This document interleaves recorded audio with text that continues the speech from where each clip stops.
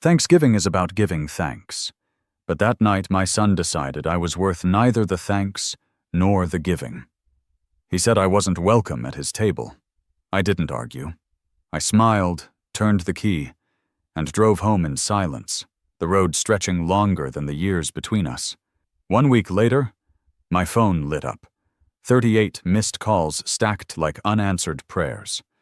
The mortgage payment was gone, and the only thing left for him was regret. Now, before I share what happened next, I'd be grateful if you'd consider giving it a thumbs up. The weight of the pie on the passenger seat was a familiar comfort, a ghost of Thanksgiving's past. Eleanor's pumpkin pie, her recipe, my hands. The crust was golden brown, the scent of cinnamon and nutmeg a fragile shield against the November chill. I pulled up to the curb in front of the house I'd helped my son, Mason, buy.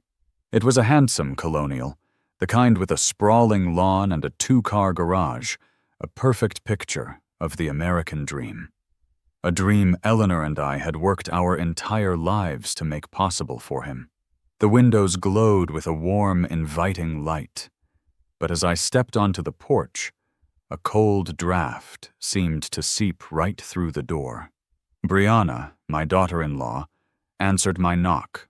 Her smile was a bright, brittle thing, stretched a little too tight at the corners. "Arthur! What a surprise!" She took the pie from my hands, her touch brief, her eyes already glancing over my shoulder as if expecting someone else. The air inside was thick with the aroma of roasted turkey, a scent that usually meant home, but tonight felt like a stranger's house. Mason appeared in the archway to the dining room, a dish towel slung over his shoulder. He wasn't smiling. He just looked at me, then at the pie in his wife's hands, and a muscle in his jaw twitched. Thanksgiving is about giving thanks, but that night my son decided I was worth neither the thanks nor the giving. He said I wasn't welcome at his table. Betrayal doesn't always come with a bang. Sometimes it's a quiet dismissal at the dinner table. If you've ever felt taken for granted, this story is for you. Read on to see what happens when a father's love finally reaches its limit. He didn't shout. The words were quiet, almost casual, which made them cut deeper. "We weren't expecting you, Dad." That was all. Not an explanation, not an apology, just a statement of fact, delivered with the flat finality of a closing door. Brianna's smile faltered, a flicker of something unreadable in her eyes before she smoothed it back into place. I didn't argue. I didn't raise my voice or demand to know why. The fight simply left me, replaced by a profound and sudden clarity. The years of sacrifice, the overtime shifts, the savings accounts drained for down payments and college funds, all of it coalesced into that single, dismissive moment. I looked at my son, at the expensive watch on his wrist, and the custom-tailored shirt he wore. And I saw a stranger. I smiled, a real smile this time, though I'm sure it looked unsettling. "Of course, my mistake. You two have a wonderful evening." I turned without another word, the warmth of the house already a distant memory, as the cold night air hit my face. I drove home in silence, the road stretching longer than the years between us. The streetlights bled together, hypnotic and meaningless. I didn't turn on the radio. The silence was a presence, a heavy blanket where anger should have been. Anger was a hot, messy emotion. What I felt was cold, precise, and perfectly clear. It was the feeling of a switch being flipped, a circuit finally connecting after a lifetime of faulty wiring. By the time I pulled into my own driveway, the feeling had settled into a hard, dense certainty in the pit of my stomach. The house was dark and quiet, just as I'd left it. It had been quiet for the 3 years since Eleanor passed, but this was a different kind of silence. It was the silence of a plan beginning to form. I walked through the kitchen, my footsteps echoing on the linoleum, and went straight to the garage. The air smelled of sawdust, oil, and time. In the corner, Under a dusty canvas sheet was Eleanor's old toolbox.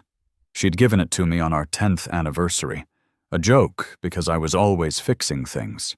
The leather on the handle was worn smooth from her touch and mine. I ran my hand over the cool metal latches. We had built a life together, piece by piece, with patience and care. We'd built a family. I had thought we were building a legacy. It turns out I was just building a house for a tenant who had forgotten to pay his rent, not with money, but with the simple currency of respect. Inside the house, I went to my study. I didn't turn on the main light, just the small desk lamp that cast a pool of gold onto the polished wood. I pulled out one of my old accounting ledgers. Eleanor used to tease me about them, my meticulous records of every dollar spent, every loan given, every promise kept. "You keep track of life like it's a balance sheet, Arthur," she'd say, but she'd smile when she said it. She knew it was how I made sense of the world. It was how I ensured the foundations were strong. I opened a page at random, my finger tracing a column of figures from years ago. The down payment for that handsome colonial. It was all there, written in my neat, steady hand. The numbers didn't lie. They told a story of one-way sacrifice, a long and detailed history of giving without receiving. For years, I had told myself that was the nature of a parent.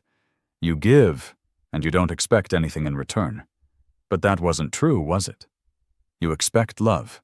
You expect a seat at the table. You expect, at the very least, not to be treated like an inconvenience on a day meant for family. The quiet hum of the refrigerator from the kitchen was the only sound. I sat there for a long time. The ledger open in front of me, the past and the future converging into a single point of action. Finally, I picked up the phone.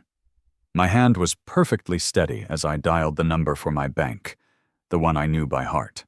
I navigated the automated menu with practiced ease, my voice calm and even when the operator finally answered. I gave her my name, my account number, and the required security information. She asked how she could help me on this holiday evening. I looked at the toolbox, a dark shape in the corner of my eye, a symbol of everything I had built and everything I was about to deconstruct. "Yes," I said, my voice betraying no emotion at all. "I'd like to stop all future automatic payments on a mortgage account, effective immediately." After confirming the details, I hung up. A single notification chimed on my phone a moment later, an email confirming the change. The first piece was now in play. The week that followed Thanksgiving was one of profound, deliberate silence. I did not call my son, Mason, and he did not call me. I imagined him and his wife, Brianna, basking in the self-satisfied glow of their decision, perhaps feeling a flicker of guilt, but more likely relief. Let them have their peace. It was the calm before a storm of their own making. My days fell into a quiet rhythm. I woke early, made coffee, and read the paper. I spent hours in the garage, organizing tools and sorting through boxes of Eleanor's things that I hadn't had the heart to touch since she passed. It wasn't a maudlin exercise. It was a fortification. Each object I held, a faded photograph, a gardening glove, a dog-eared paperback, was a reminder of the life we had built and the promises we had made. One promise in particular echoed in the quiet space of my mind, a vow I had made to her in the final, hushed days of her life. I had promised to protect what mattered most, to ensure that the foundation of our family, the legacy of her hard work and her love, would never be tarnished or taken for granted. At the time, I thought it was a simple promise. Now I understand its true weight. It was not about preserving a memory, but about enforcing a standard my son had failed to meet. The silence broke on the following Thursday, exactly 1 week after the holiday. It began not with a call, but with a tentative text message that lit up my phone's screen around noon. It was from Mason. "Hey, Dad, just checking in. Haven't heard from you." I read the words and set the phone back down on the counter, face down. An hour later, another text. Everything okay? The feigned concern was almost insulting. He wasn't worried about me. He was probing, testing the waters, likely confused by my lack of a guilt-ridden apologetic phone call. The first real call came that evening, around 6 p.m. I let it go to voicemail. The message was clipped, annoyed. "Dad, pick up. I need to ask you something." The next day, Friday, the dam began to crack. 5 calls before noon. A dozen texts. They were a cascade of escalating panic. The messages started with confusion, then morphed into frustration, and finally, into pure, unadulterated rage. "Did you miss a payment or something? The bank sent a letter." Then, "This isn't funny. Call me back right now." And finally, "What the hell did you do? Brianna is freaking out. The bank is talking about default notices." I read each message with a detached sort of interest, like a scientist observing a predictable chemical reaction. He never once asked if I was all right. He never mentioned Thanksgiving. His world had been disrupted, his comfort threatened, and that was the only reality he could comprehend. By Saturday morning, my phone was a constant source of vibration against the kitchen table. The screen was a log of his desperation. 38 missed calls. I counted them, each one a small, satisfying testament to the consequences of his actions. I spent the morning in my study, the old ledger open on the desk. With the precision of a surgeon, I began to prepare for the next phase. I carefully removed several pages, making clean, perfect photocopies. I highlighted certain entries, dates and figures that told an undeniable story of financial dependency. I placed the copies into a thick manila envelope, my movements unhurried. There was no anger in my actions, only a cold, methodical purpose. This was not about revenge. It was about education. I finally answered on Saturday afternoon, on the 39th call. I let it ring 3 times before picking up. "Hello, Mason." My voice was calm, even. The explosion on the other end was immediate, a torrent of accusations and demands. He spoke of letters from the bank, of late fees and credit scores, his voice high and strained with panic. He reported that the bank had informed him the automatic payments, which had reliably appeared in his account for 5 years, had been terminated. He demanded to know why, what I was playing at, and when I was going to fix it. I listened patiently, letting him exhaust his initial wave of fury.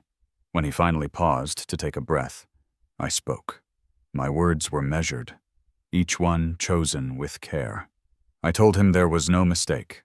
I explained that I had been covering the mortgage on his home since the day he bought it, a fact he seemed to have conveniently forgotten.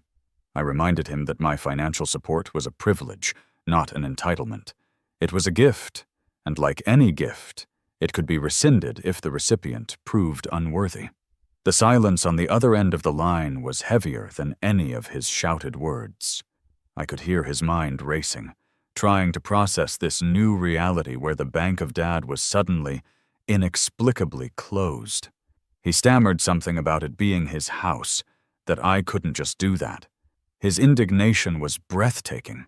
He had so thoroughly absorbed my support into his own sense of self that he now viewed it as his right. He had built his life on a foundation he had never bothered to inspect, and I had just revealed the cracks.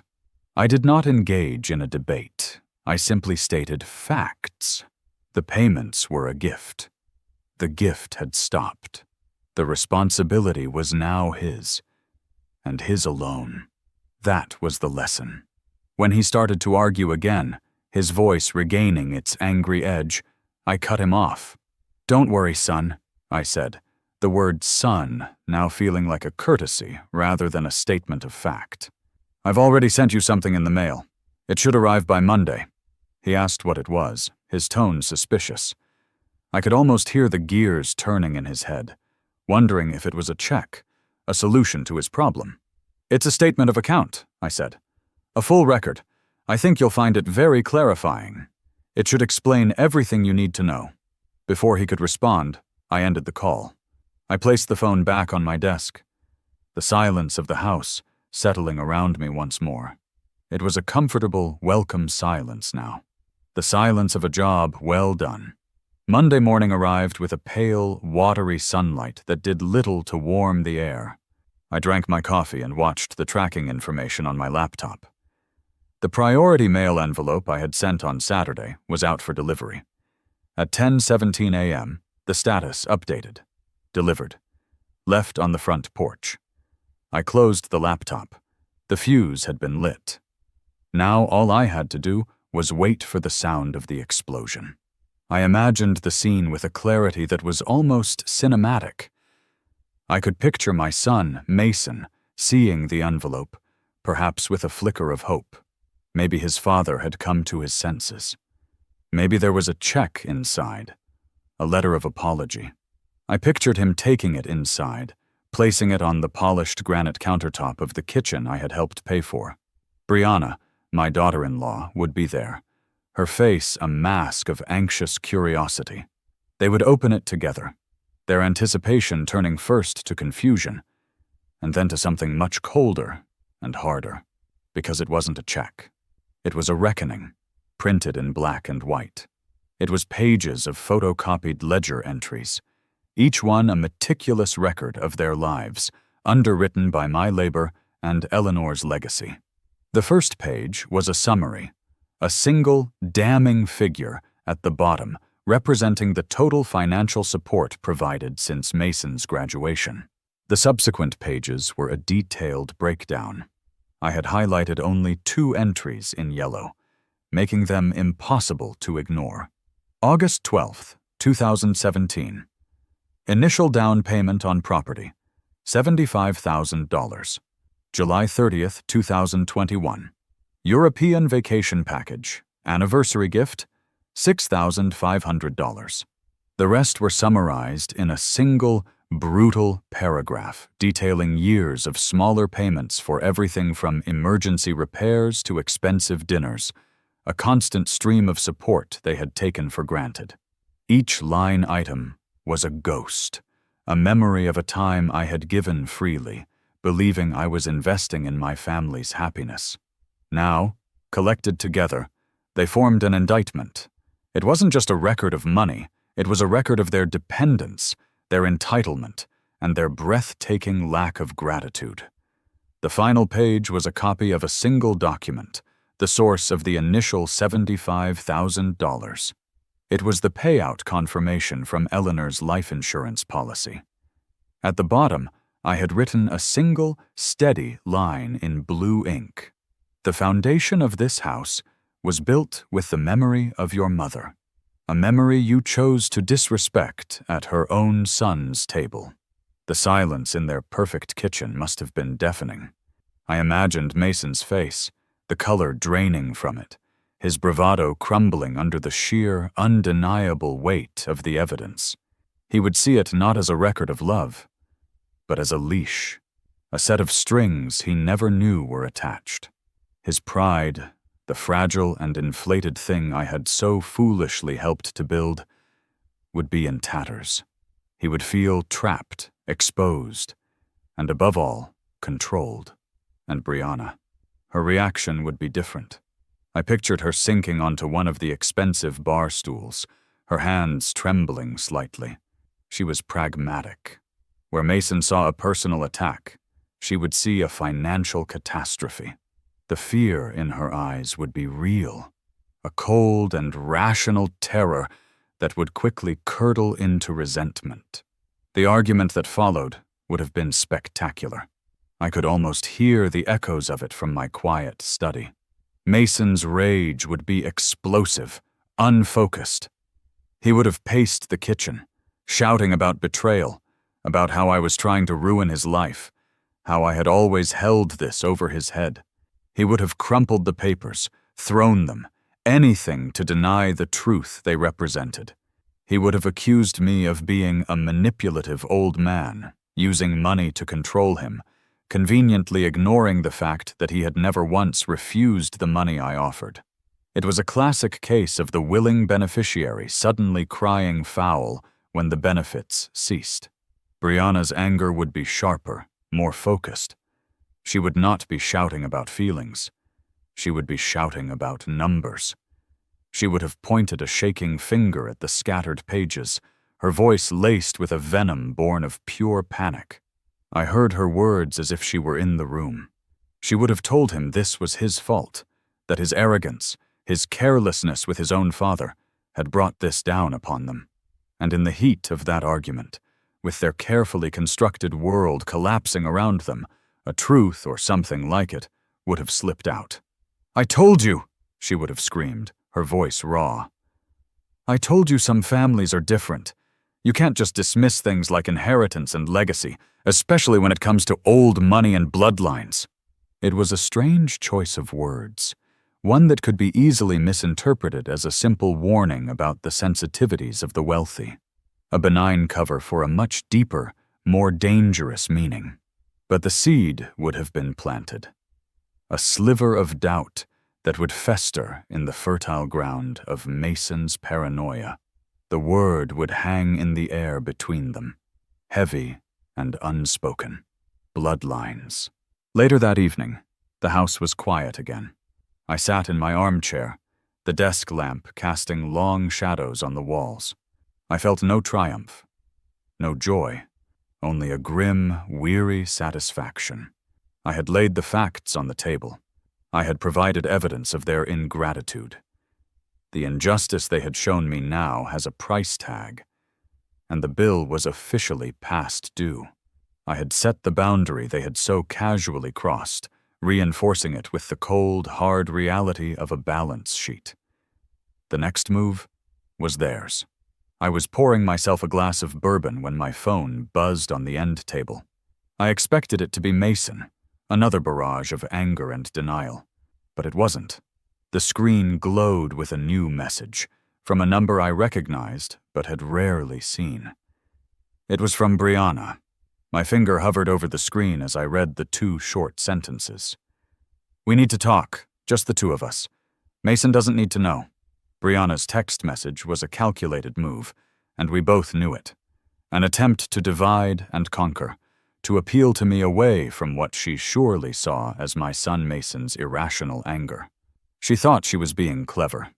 I read the message, took a slow sip of my bourbon, and considered my response. A private meeting was what she wanted, a quiet conversation where she could deploy her particular brand of manipulative charm without an audience.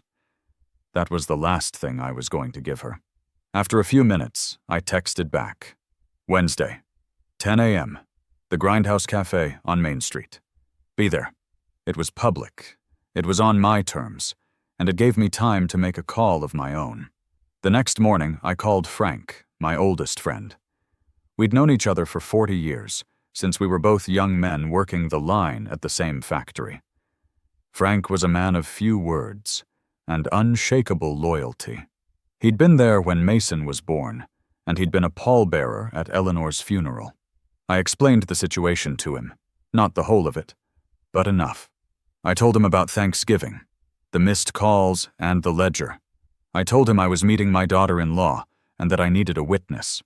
Frank didn't ask questions. He just said, "What time do you want me to pick you up?" That was Frank, solid as the oak tree in his front yard. On Wednesday morning, we walked into the Grindhouse Cafe a few minutes before 10.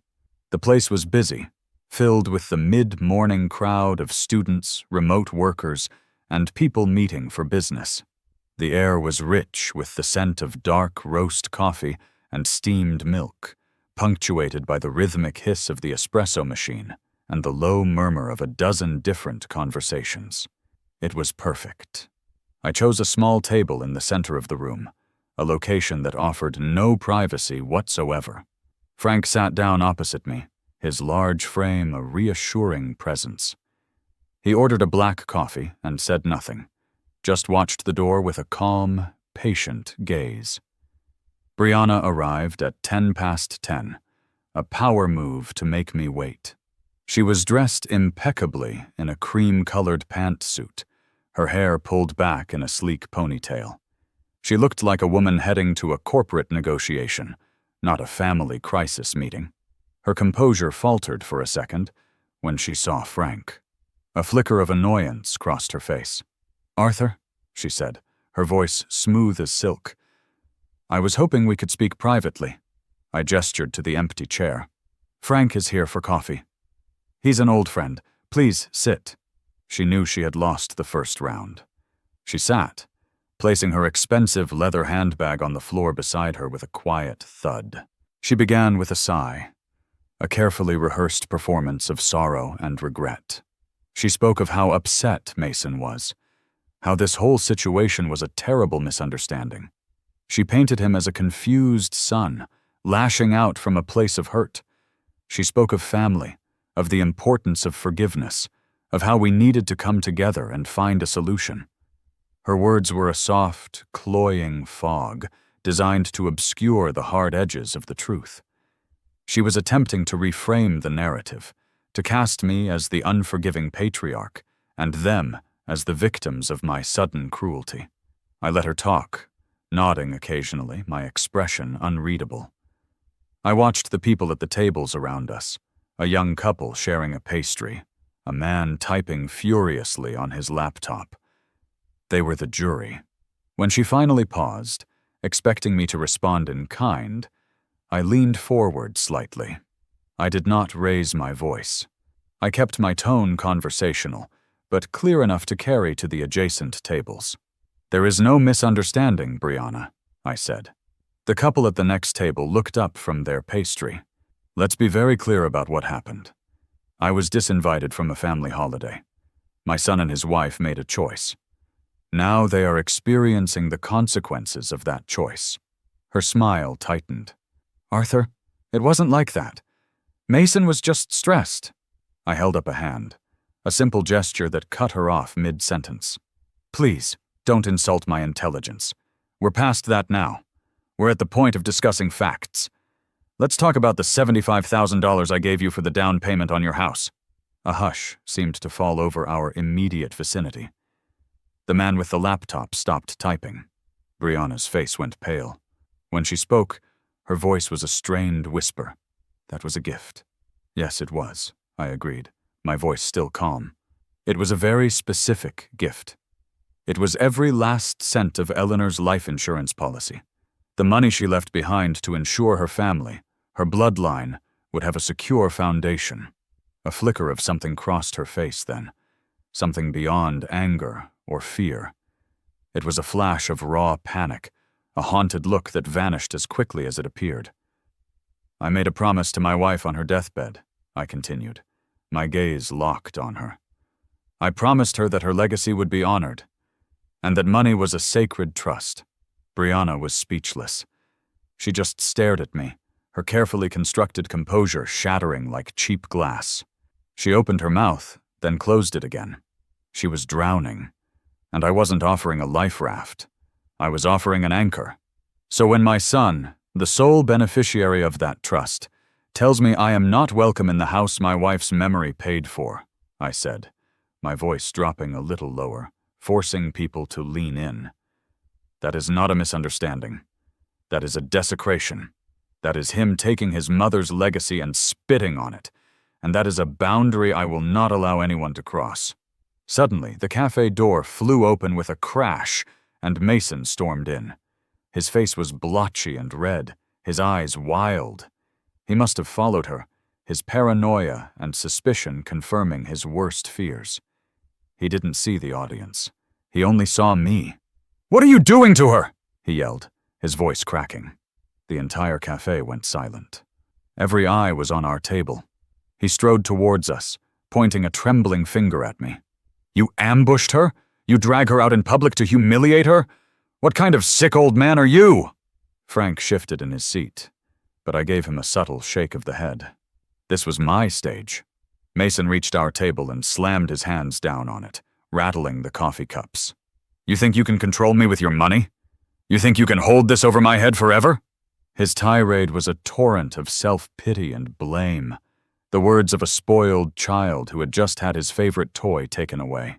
Brianna was tugging at his arm, whispering his name. her face a mask of pure horror at the public spectacle. But he was beyond reason. He was pure, wounded ego. I waited for him to run out of steam, his chest heaving. I slowly got to my feet, my movements deliberate. I was no longer just a father. I was a creditor, and the debt was emotional, not financial. I looked my son directly in the eye.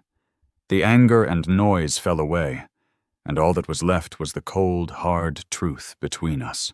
"The money was never the point, Mason," I said, my voice quiet but carrying in the dead silence of the room.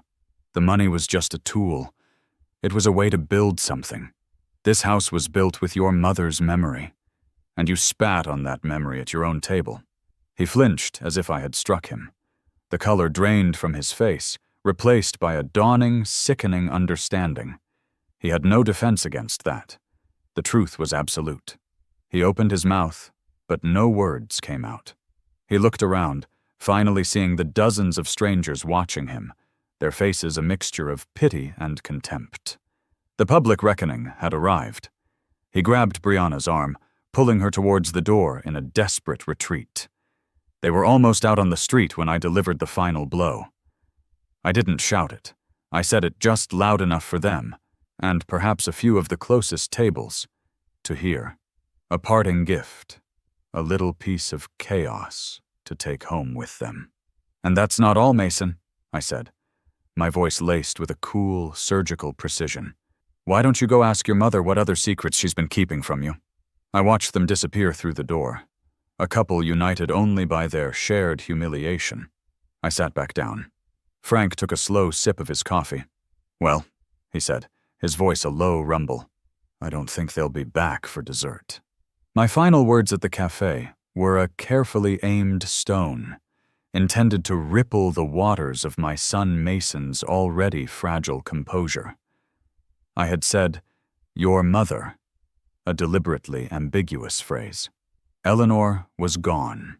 The only other mother in his immediate life was Brianna's. I knew my son. His mind, inflamed with paranoia and wounded pride, would not seek the most logical explanation. It would seek the most immediate target. I had handed him a weapon, and I was certain he would use it to inflict damage on his own camp. I was not wrong. Frank drove me home, the silence in the car comfortable, the unspoken understanding between us a solid thing. He dropped me at my curb, gave a single, firm nod, and drove away. He knew I needed solitude to see this through. The fallout was not long in coming. I learned later, through a very distraught phone call from Brianna's mother herself, what had transpired. Mason, in a fit of blind rage, had driven directly from the cafe to his in-laws' home in the suburbs. He had stormed into their quiet, respectable life and accused his mother-in-law of conspiring with me, of hiding some terrible family secret that would explain my actions. He had raved about legacies and inheritances, his words a tangled mess of the truths I had revealed and the paranoid fantasies he had constructed.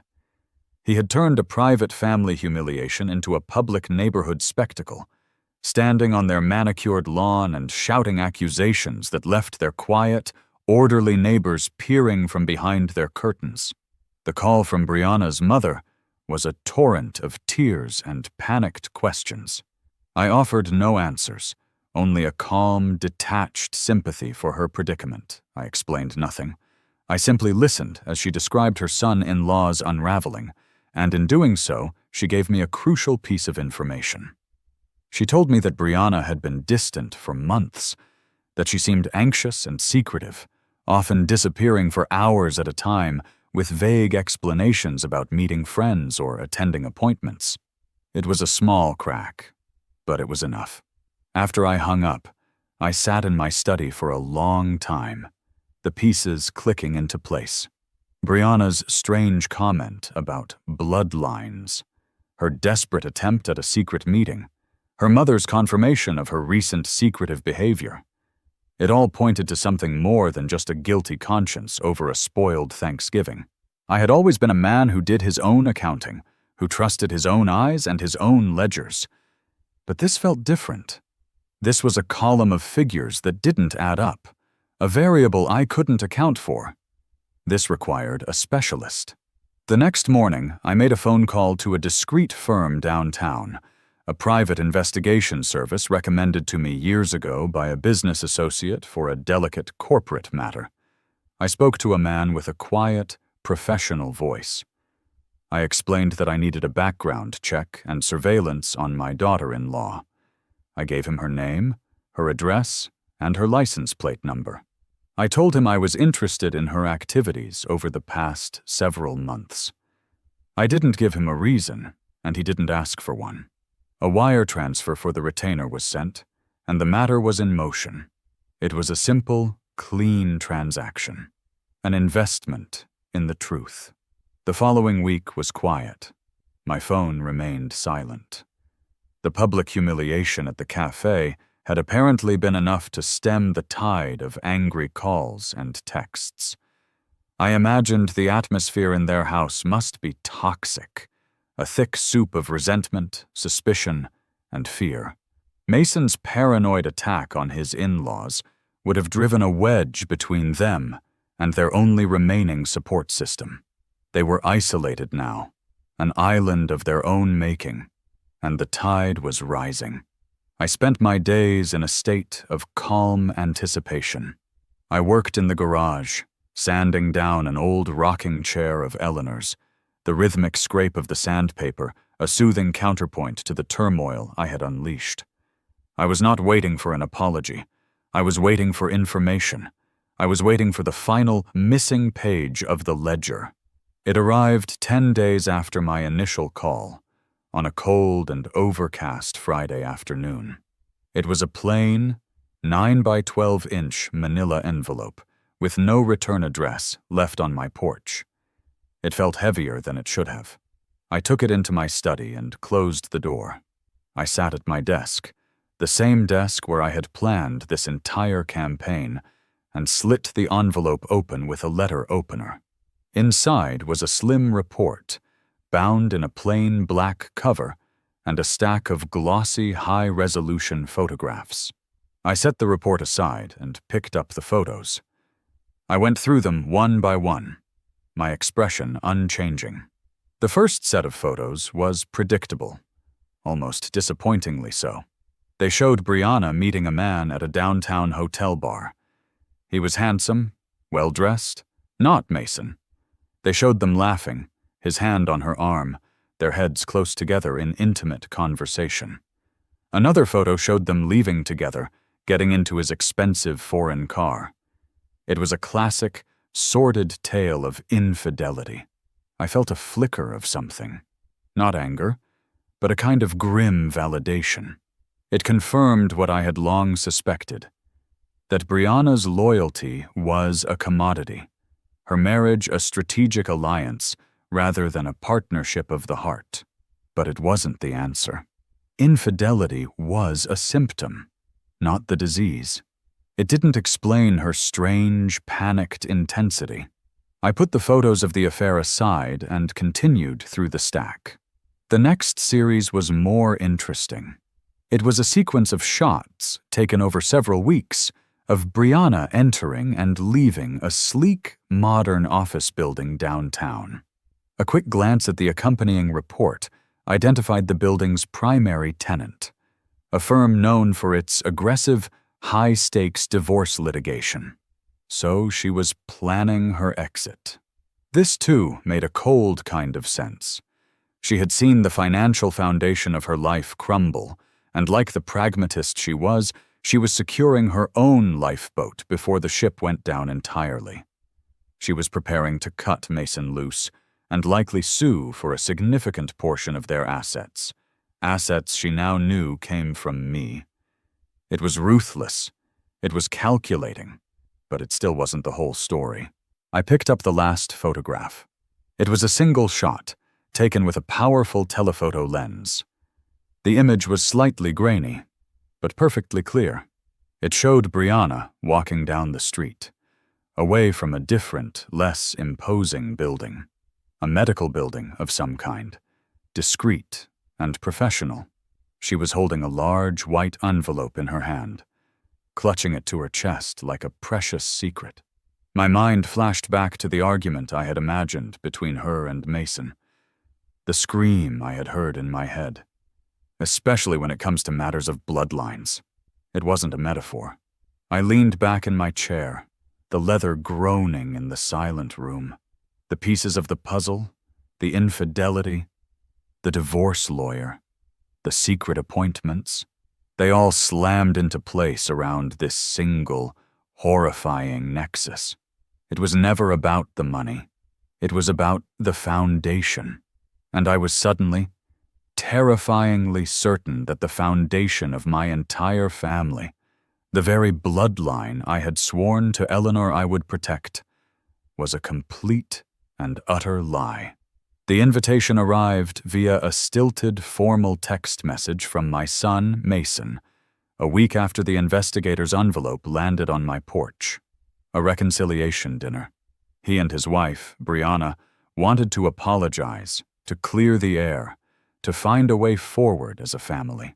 They had booked a private room at the Embers, an absurdly expensive steakhouse downtown, known for its hushed atmosphere and clientele, who valued discretion. They had even invited my brother and his wife, a clear attempt to bring in reinforcements, to create a united front of family pressure. They thought they were setting a trap, a carefully staged intervention designed to corner me with social obligation and force me back into line. They had no idea I was bringing a bomb to their party, a bomb I had been carefully assembling for 30 years. I spent the days leading up to the dinner in a state of quiet focus. The knowledge from the investigator's report had not brought me anger. The time for that was long past. Instead, it brought a profound, crystalline clarity. It was the final number on a balance sheet I had been avoiding for decades. It explained the subtle disconnects, the moments of doubt, the parts of my son that never seemed to reflect Eleanor or me. It was a truth I had suspected deep down, but had chosen to bury under the daily work of being a father. Now, the truth had been exhumed, and it demanded a final accounting. I took a copy of the report from the medical clinic, obtained through a reliable back channel, and placed it in my briefcase alongside the glossy photos of Brianna's affair. The evidence was all there. All that was left was the final, public reckoning. I arrived at the Embers precisely at 7:30 p.m. The hostess led me through the main dining room, a cavern of dark wood, plush leather, and the low clinking of silverware on porcelain, to a private room at the back. They were all there, arranged around a large, circular table set with starched white linen and an arsenal of wine glasses. Mason and Brianna sat side by side, their faces pale and strained. My brother and his wife, a kind but easily flustered couple, offered weak, nervous smiles. The air was thick with unspoken tension. I took my seat, placing my briefcase on the floor beside me, and calmly unfolded my napkin. Let the games begin. The dinner was an excruciating exercise in forced civility. We spoke of the weather, of my brother's recent trip to Florida, of anything and everything that was not the gaping chasm of resentment at the center of the table. The waiter, a polished professional, moved in and out of the room with silent efficiency, pouring wine and serving appetizers, oblivious to the drama he was interrupting. Finally, after the main courses had been served, Mason cleared his throat. He pushed his untouched plate of steak away and stood up, his hands gripping the back of his chair. This was it, the performance. He delivered a stilted, obviously rehearsed apology. He spoke of stress from work, of the pressures of life, of how he had let those things cloud his judgment. He reported that he had been wrong to speak to me the way he had on Thanksgiving, that he valued me, that he loved me. It was a passable speech, the kind a corporate executive might give after a public relations disaster. It was filled with all the right words, but it was utterly devoid of genuine remorse. He never made eye contact. He stared at a point on the wall just over my head, reciting his lines. Brianna watched him, her expression a mixture of anxiety and encouragement, like a director willing her lead actor to remember his motivation. When he finished, he sat down to a smattering of relieved applause from my brother and his wife. All eyes turned to me, expecting absolution. I took a slow sip of water, letting the silence stretch, letting their anticipation build. I dabbed my lips with my napkin, then placed it deliberately on the table. "Thank you, Mason," I said, my voice even and calm. That was a very well-constructed apology. Mason flinched at the subtle barb. Brianna's jaw tightened. I continued, my voice never rising. But we are long past the point of apologies. We are at the point of truth. And the truth is, this was never about a single holiday dinner. It was about a lifetime of taking things for granted. It was about a fundamental lack of respect for the foundations of this family. I reached down and lifted my briefcase onto the table, the sound of the latches clicking open unnaturally loud in the quiet room. "I made a promise to Eleanor before she died," I said, my eyes sweeping the table, landing on each of them in turn. "I promised her I would protect her legacy. Not her money, but her legacy. The idea that our hard work, our sacrifices, would build something that would last, something that would be honored. And that legacy was always meant to be passed down through her bloodline." I paused, letting the word land. "Bloodline," I repeated, looking directly at Brianna. I saw a flicker of pure terror in her eyes. She knew what was coming. I pulled out the first item from my briefcase. It was a sealed envelope. I slid it across the polished wood table. It stopped directly in front of Mason. "What is this?" he asked, his voice a hoarse whisper. "That," I said, "is the truth. A truth I have known and hidden for 30 years. A truth your mother confessed to me a week after you were born, after a difficult delivery and a moment of terrified honesty." My brother and his wife gasped. Mason just stared at the envelope, his hands frozen at his sides. "I am not your biological father, Mason," I said. The words dropped into the silent room like stones into a deep well. "I loved your mother, and I chose to love you. I chose to raise you as my own, to give you my name, to build a life for you. But you are not my blood." The aftermath was a silent explosion.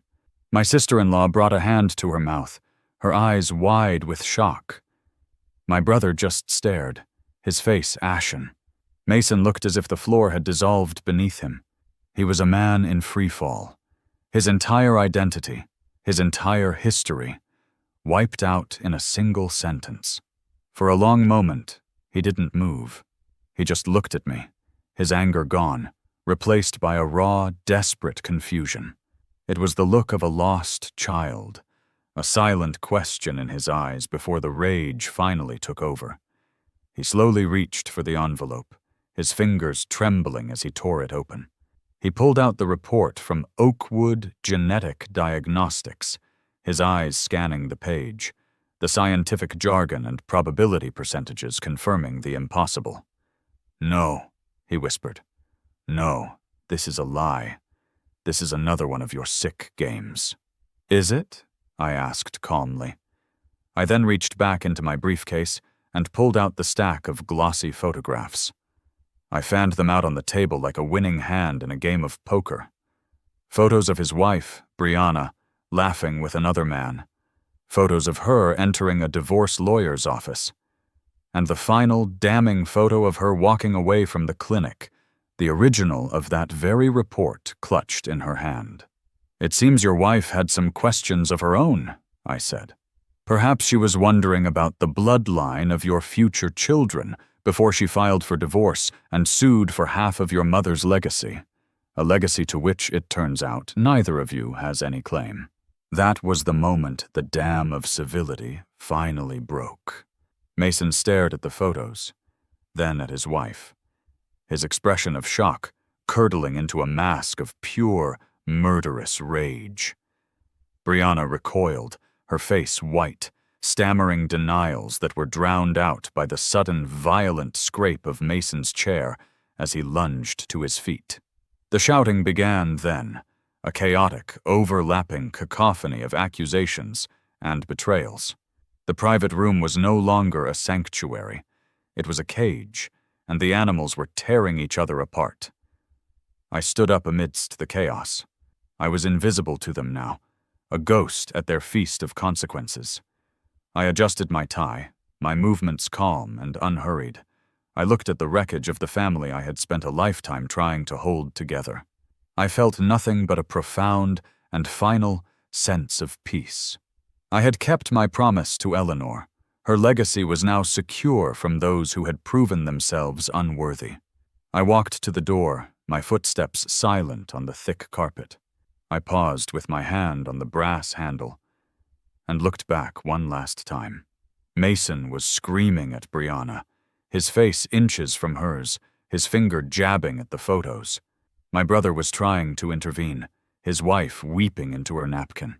It was a masterpiece of destruction. A foundation demolished.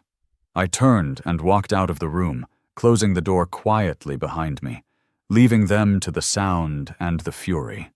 As I passed the front desk, I informed the hostess that the party in the private room would be settling their own bill. The months that followed the dinner at the Embers were quiet. The storm had passed, leaving behind a landscape of wreckage that I observed from a distance. I heard through my brother that the divorce between my son, Mason, and his wife, Brianna, was swift and brutal. Their shared humiliation had been a catalyst, not for reconciliation, but for a final, bitter severing. The handsome colonial house, the one built on Eleanor's memory, went on the market. I drove past one afternoon in early spring and saw the realtor's sign hammered into the lawn, a stark white flag of surrender. The windows were dark and empty, the life inside extinguished. I felt no satisfaction, only the quiet, grim finality of a ledger being closed. The debt had been paid in full. A few weeks after the house was sold, an envelope appeared in my mailbox.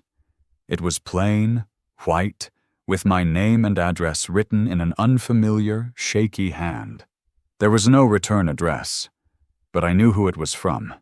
Inside, there was no long, pleading letter, no angry tirade, no request for money. There was only a single sheet of cheap, lined paper, torn from a spiral notebook. On it were 3 short questions, written in the same unsteady script. Who was my father? Did my mother love him? Did you ever love me? I read the words, the raw, wounded questions of a man whose entire world had been dismantled. He was no longer the arrogant, entitled stranger from Thanksgiving. He was a ghost, haunted by a life that was never his. I folded the letter and placed it in a small, locked box in my study where I kept a few of Eleanor's things. I did not answer it. There were no answers I could give that would heal the wounds I had inflicted. My job was not to rebuild his life. My job had been to protect a legacy, and that work was now done. The closure was not for him to find in me, but for me to find in myself. The injustice had been answered, the boundary had been set, and the aftermath was a silence he had to navigate on his own. My part in his story was over. My part in Eleanor's, however, was about to begin a new chapter. The proceeds from the sale of the house, after the original mortgage was cleared, were wired to a new account I had opened. It was a substantial sum. I spent a month making arrangements to turn that money into something meaningful, something that would last. I established a perpetual scholarship fund at the local community college, the one Eleanor had attended at night while I worked 2 jobs. It was named the Eleanor Vance Memorial Scholarship, dedicated to supporting single parents who were trying to build a better life for their children.